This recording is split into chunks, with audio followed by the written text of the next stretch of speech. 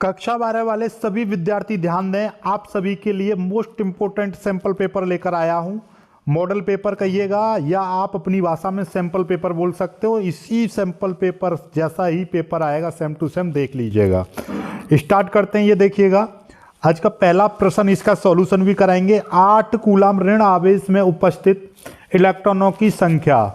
इसमें सूत्र लगेगा आपका n बराबर Q/E और Q की जगह पर है 8, इसका E का मान है 1.6 गुणा 10⁻⁻19 कूलम। पॉइंट हटाएंगे ऊपर 0, 16 पंजे 80, तो कुल मिलाकर कितना आ जाएगा 5 गुणा 10⁻19, राइट आंसर।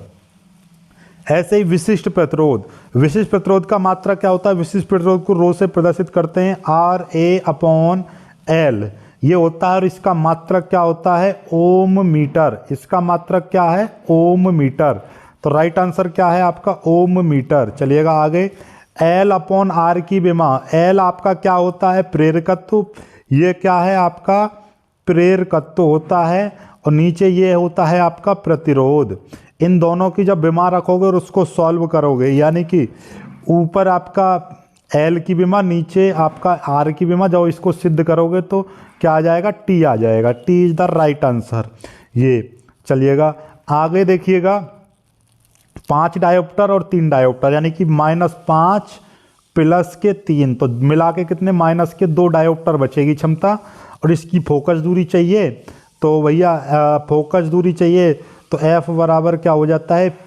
100/P, और 100/ माइनस का 2 रखेंगे, इसको काटेंगे तो माइनस का 50 सेंटीमीटर, माइनस का 50 centimetre. D is the right answer. अर्धचालकों में वैद्युत चालन होता है कोटर और इलेक्ट्रॉन दोनों से। चलिएगा आगे, अगला प्रश्न है। निम्न एक ही वेग से चल रही हैं तो तरंग दैर्ध्य किसकी ज़्यादा होगी? यानी कि तरंग दैर्ध्य का फॉर्मूला होता है H/mv।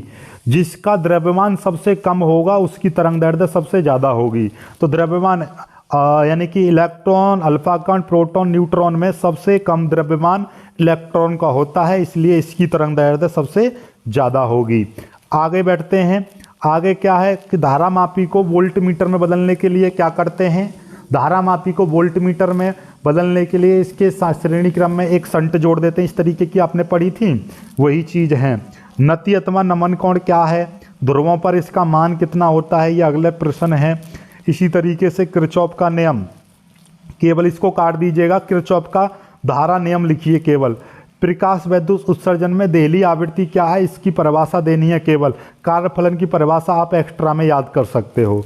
आगे देखिएगा, अगला जो प्रश्न है कि अल्फा कण विकिरणन क्या होता है? इसकी परिभाषा। समस्थानिक और संभारिक क्या होते हैं? इसकी परिभाषा। दोनों याद कर लीजिएगा। ठीक है, अब आ जाते हैं आपका तीसरे खंड पर। ये E बराबर इतना है, S बराबर इतना।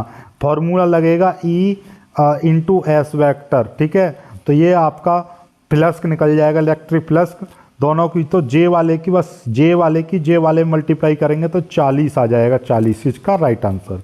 आगे देखिएगा, अगला अन्योन्य प्रेरण क्या होता है? उसके गुणांक की परिभाषा, सूत्र और मात्रक लिखना है। युग्म उत्पादन, युग्म विनाश क्या होता है? इसकी परिभाषा, सूत्र, विनाश, यानी इसकी परिभाषा याद कर लीजिएगा, अंतर याद कर लीजिएगा। नाभिकीय विखंडन और नाभिकीय संलयन, इसको भी याद कर लीजिएगा। ये पेपर आपके लिए बहुत ही शानदार पेपर है।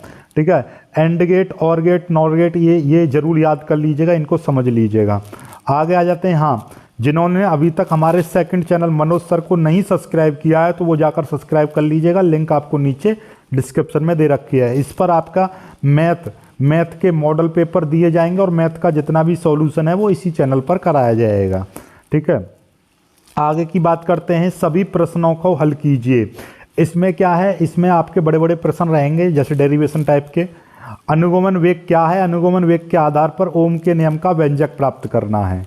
आगे, एम्पियर का परपतीय नियम क्या है? इसकी सहायता से धारावाही परिनालिका के अंदर चुंबकीय अक्ष पर चुंबकीय क्षेत्र ज्ञात करना है। अगला प्रश्न देखिएगा, ये आपका 10⁻⁻5 टेस्ला का एक समान चुंबकीय क्षेत्र है। 10 इलेक्ट्रॉन वोल्ट ऊर्जा से एक वृत्ताकार मार्ग पर गति कर रहा है, तो वृत्ताकार मार्ग की त्रिज्या आपसे पूछी है। आगे देखिएगा, अगला प्रश्न, एक समान चुंबकीय विद्युत चुंबकीय तरंगें क्या होती हैं? इनके गुण लिखने हैं। अगला जो प्रश्न है आपका वैद्युत चुम्बकीय तरंग है, चलो ये तो हमने बता दिया। गॉस की प्रमेय भी लिखनी है इसमें और उसको सिद्ध करना है। आगे का प्रश्न देखिएगा, ये वाला प्रश्न है वैद्युत क्षेत्र की तीव्रता को परिभाषित कीजिए। ये न्यूमेरिकल आ गया, ठीक है। आ रहे तो ये एक सवाल है, इसका स्क्रीनशॉट लेते रहिएगा, मैं बताता चल रहा हूँ जल्दी जल्दी। और ये व्हीटस्टोन सेतु का सचित्र वर्णन करना है।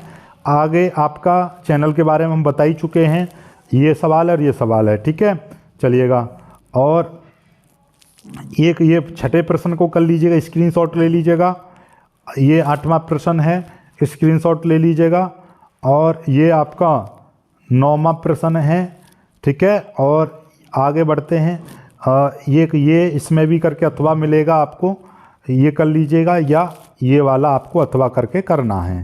तो ओवरऑल आपका पूरा पेपर, हाँ इसमें तीसरा एक और अथवा दे दिया है 8वां प्रश्न, इसको कर लीजिएगा, या इसके साथ में एक और अथवा करके मिलेगा, या ये कर लीजिएगा, ठीक है। और इसकी जगह पे मैंने एक और प्रश्न दे दिया है आपको, ये भी याद कर लीजिएगा। और आपको अगला जो प्रश्न है आपका पीएनपी ट्रांजिस्टर, इसको भी याद कर लीजिएगा। और बस इतना ही है। तो इस चैनल को अभी सब्सक्राइब नहीं किया है तो कर लीजिएगा, लिंक डिस्क्रिप्शन में मिल जाएगी। पीडीएफ का लिंक भी नीचे डिस्क्रिप्शन में मिल जाएगा, चेक कर लीजिएगा, ठीक है। जय हिंद।